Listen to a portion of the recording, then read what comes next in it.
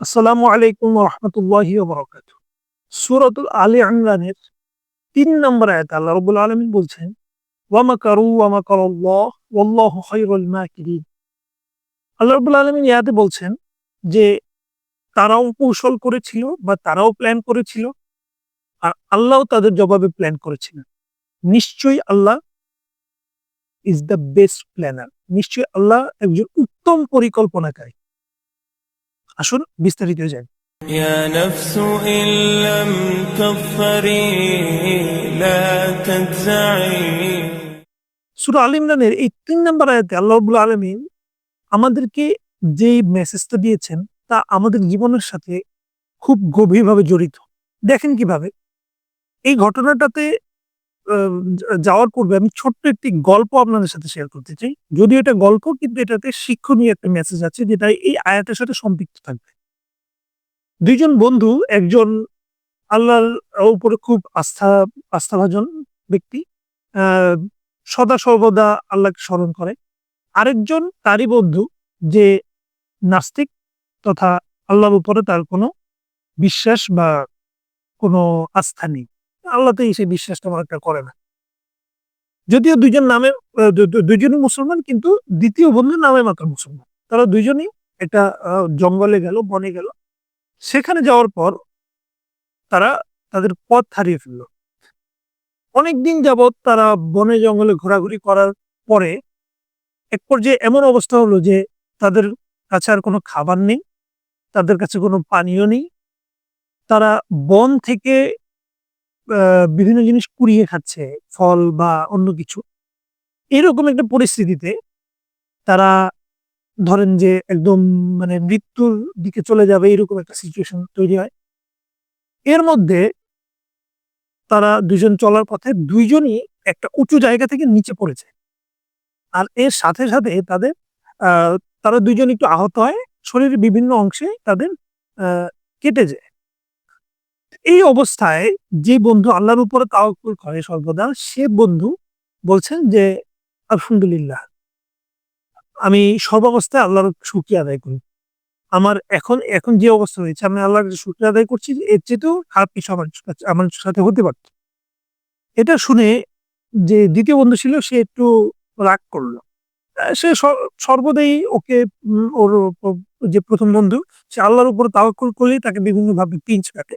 তো যখন সে এখন আলহামদুলিল্লাহ বলল, তখন তাকে বলছে যে, "তুমি এই অবস্থায় কিভাবে তুমি আল্লাহর শুকরিয়া আদায় করো? যে আল্লাহ তোমাকে এতদিন যাবৎ এখানে মানে পথ দেখাচ্ছে না। তুমি এই জঙ্গলের মধ্যে মৃত্যু পথযাত্রী হয়ে যাচ্ছ। কোথায় তোমার আল্লাহ? এই অবস্থায় তুমি এখন উঁচু জায়গাতে পড়ে গেছো। আমিও ব্যথা পেয়েছি, তুমিও ব্যথা পেয়েছো। শরীরের বিভিন্ন জায়গায় কেটে গেছে। তুমি এই অবস্থায় কিভাবে আল্লাহর শুকরিয়া আদায় করো?" তখন সেই বন্ধু উত্তর দিল যে, "আমি এত কিছুই জানি না। আমি শুধু এটাই জানি আমার জীবনে যত কিছুই ঘটছে সবকিছু আল্লাহ আমাকে দেখছেন। তিনি আমাকে প্রটেক্ট করছেন। আমার জন্য যা উত্তম হয় তিনি আমার জন্য তাই ব্যবস্থা করবেন।" এটা শুনে ওই বন্ধু আরো বেশি রেগে যায়। তো একটা পর্যায়ে দুজনের মধ্যে একটু কথা কাটাকাটি হয়। তো এই বিষয়টা নিয়ে তারা ২ জন ২ জনের সাথে রাগ করেই পথ এগোতে থাকে।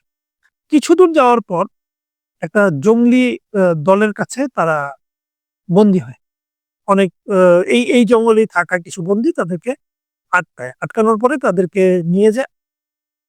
এমনকি ২ জনকে একসাথে তারা পরদিন মানে একদিন রেখে পরদিন রাতে আ সেই জঙ্গিরা যেই দেবীর পূজা করে সেই দেবীর উদ্দেশ্যে তাদেরকে বলি দেওয়ার জন্য নিয়ে যায়।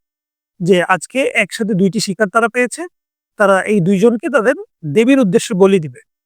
এইরকম একটা অবস্থা যখন তারা বলি দিতে যায়, বলি দিতে যাওয়ার পর যখন তাদেরকে বলির মঞ্চে উঠানো হয়, যখন তাদের শিরচ্ছেদ করা হবে ঠিক ওই মুহূর্তে আ তারা লক্ষ্য করে যে তাদের ২ জনেরই শরীরের কয়েকটি জায়গায় কাটা আছে। এটা দেখে তারা সাথে, সাথে তাদেরকে ছেড়ে দেয়। যে ছেড়ে দেয় তারা এই কারণে যে তারা তাদের দেবীর উদ্দেশ্যে কোনো ত্রুটিসম্পন্ন কোনো কিছু তারা বলি দেয় না। অর্থাৎ একজন ফ্রেশ মানুষ হিসেবে তারা তাদের বলি দিবে। কিন্তু তাদের শরীরে কাঁটা থাকার কারণে তাদেরকে ছেড়ে দেয়।